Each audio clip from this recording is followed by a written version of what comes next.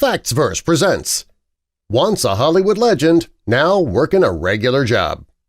Most celebrities are always chasing the next job. When actors and actresses wrap up a TV show or a movie, they're already on the hunt for the next project. When singers wrap up a current tour, they're ready to head back to the studio to cut their next album.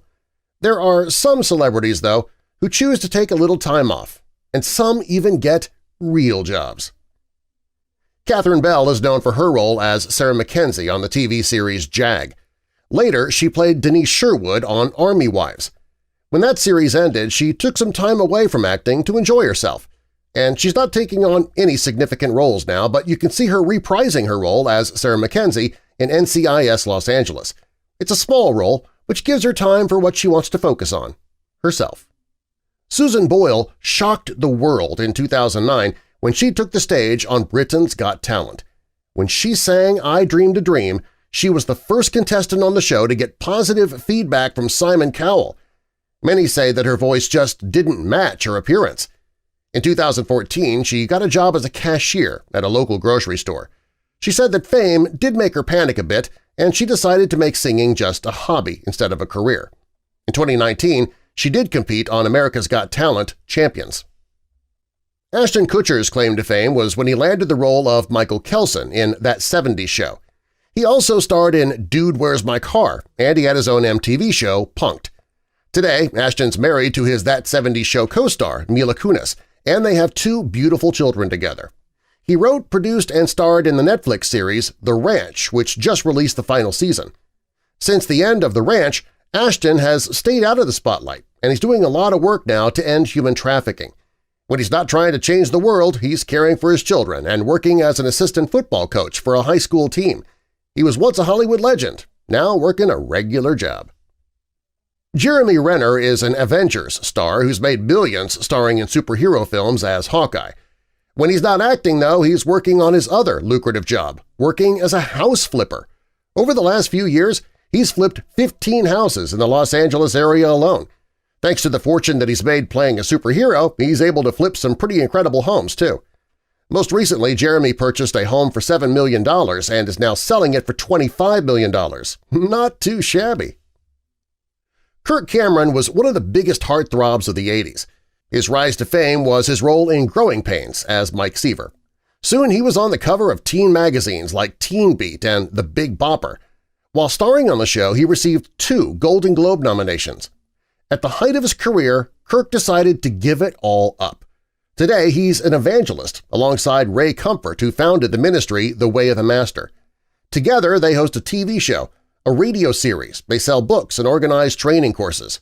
The only acting that Kirk does today is in projects with strong religious ideals, such as Saving Christmas and Unstoppable and Fireproof. Kirk left Hollywood behind for the Lord, and he took his wife with him. Mara Wilson had a successful career when she was a young child. She had roles in the hit movies Miracle on 34th Street, Matilda, and Mrs. Doubtfire. Just at the height of her acting career, Mara chose to leave it all behind. She had a passion for writing and philanthropy, so she left acting behind. In 2016, Mara wrote a book called Where Am I Now? True Stories of Girlhood and Accidental Fame. She also works for a nonprofit called New York for Public Color. They help high-risk kids from low-income families find success in school through design-based programs.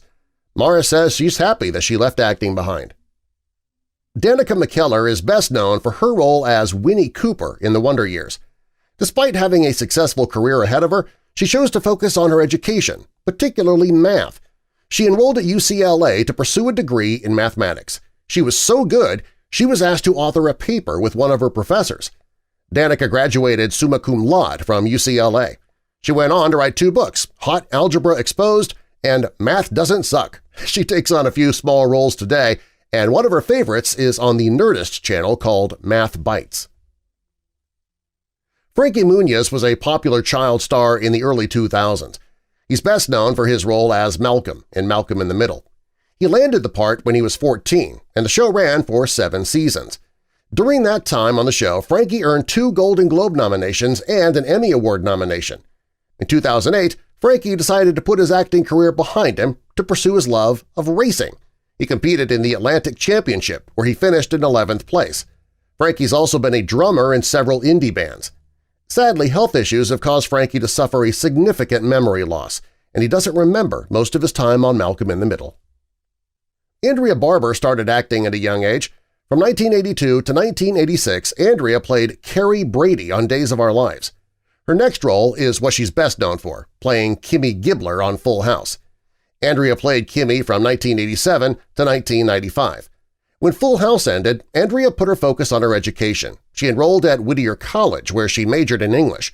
Andrea lived in the UK briefly, where she continued her education at the University of York. When Netflix brought the TV series back under the name Fuller House, Andrea signed on to again reprise her role as Kimmy. Today she's working as the director of the International Study Curriculum at Whittier College. Elizabeth Berkley's best known for her role as Jessie Spano on the TV series Saved by the Bell.